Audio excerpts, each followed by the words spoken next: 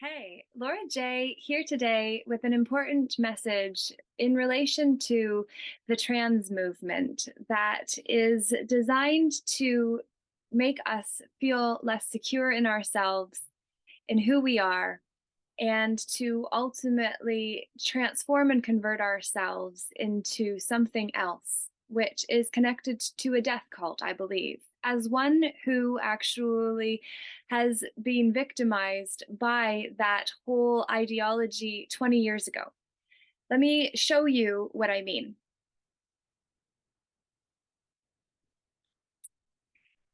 I should have shaved because this message was one that was coming for a while. But if you notice, I actually have quite big scars under my armpits because when I was 15, I was insecure about a sweating problem I still have. Less so because my body has learned to regulate itself more. But these scars are the result of having chunks of skin about that big cut out and then stitched back together. Why is that relevant? Well, I no longer am able to regulate my body temperature the way that I did before. I also still sweat, and I have scars that I wouldn't have had I not mutilated myself. Just the same as those who want to be other than they are and fall prey to the gender ideologies that have us performing sex in different ways, which is the genres of sex that we know to be gender. I'm going to put my top back on because it's not about my breasts. Though I am grateful, those were not what I cut off, should I ever wish to or have the opportunity to actually become a mother. I would like to be able to give my baby breast milk because it is the best thing for a baby to be able to have. I saw the recent Glamour magazine photo of the trans man that was a woman who is pregnant now, as happens when we have sex with the other sex who lay their seed inside of us, and that is how we breed. So now he, for that is the pronoun, the original woman wishes to be referred to as, their choice, no judgment, just simply to say when that baby comes, the mother, father, title, doesn't matter, won't be able to actually nurture that baby with breasts because they were cut off, just like under my arms. So I know this is a challenging and charged message. I know that I'm going to get lashback and hate from it. And I also share it still because I have scars that will remain with me until the day that I die. But what I know for sure is that because of the experience I had, that others knew I had had and asked me about, I've saved at least two others from going through what I did. And I know that I hope this video helps some who would like to transition into a gender other than what they originally were, which is a misnomer in itself, for none of us start out as a gender. It is the gender, the genre of sex that we perform. We have XX chromosomes or XY chromosomes. That is biology. The mental constructs are then how we go into the pronouns, which is an expression in English of first, second, or third person pronouns. Do you see? First person is me, mine, us, me, ours, we, myself, ourself. That's first person. Second person is you, yours, yourself. Third person is he, she, it, they, theirs, his, hers. It's.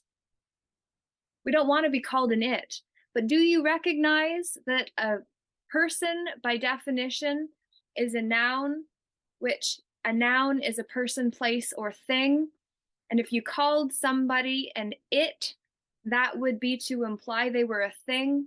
And jurisdictionally, juris being the ability to apply rules of right or of law is what juris means, and diction is what is spoke or wrote. So the court owns all things under its jurisdiction, and if we identify as an it, theirs, he, she, when we are first person and that is third person, now we no longer are the first person in our own story, which means that we drop a knee jurisdictionally to the court system that would claim to have right to use us as per the usufructuary system.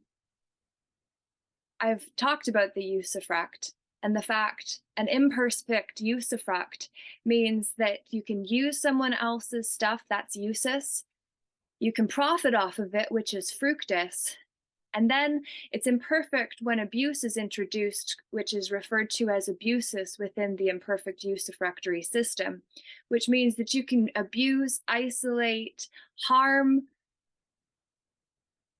someone else's property, what is proper to us. It can be damaged or even killed because that is part of the imperfect usufruct, which I say to be the us you fruct, when you made us think gender and sex were equal. That's a big concept. I said a lot. I would love to hear your feedback and would not love the hate. However, it will come. That is fine. Fed up, insecure, negative, emotional, I'm not attached to what comes. I share this because it needs to be said. And I share my scars because I learned from them. And I want to make sure that a young boy or young girl who is unsure of who they are, as we are all struggling to figure out generally throughout our lives, especially while our insides are changing as significantly as happens when we are still growing. I want to make sure a young boy or girl who needs to hear this message don't mutilate themselves in the name of becoming something other than they were meant to be, which is themselves. Not third person, but I reference them as that because I am first person in my story and they are third person in mine. I'm not saying you, which would be second person, because I'm not pointing a finger, for I know there are three pointing back at me when I do. So I've brought in a lot conceptually, but I want you to understand that mental health and all the issues that we have around that culturally, which is the cult you rally with, belief systems, BS, that we have subscribed to, which means we scribe under that which was already scribed by someone else, hence the prescriptions. That's a prefix. And the fix within that is the scribing. Prescribe, subscribe, scribe is fixed. Pre goes before it, hence the prefix. So, linguistically, I'm an English major. I have an English degree. I'm a coach, certified speaker, teacher, trainer. Leadership and communication were areas of focus that I've delved into a lot, and spirituality too. Not religion, for it is the religioning of us based on our tribes of BS, belief systems, that I wish to drop the walls on in order for the walls of the words to actually set us free and be the bridges that actually bring us together, compared to tear us apart inside and on the outside too. I hope this message serves you. I'd love to know what you have to think, what you have to say. And I'd also love to know how you feel about this message, because that is how we actually heal. Not being in the healing, which is a process that doesn't allow us to get to the healed place.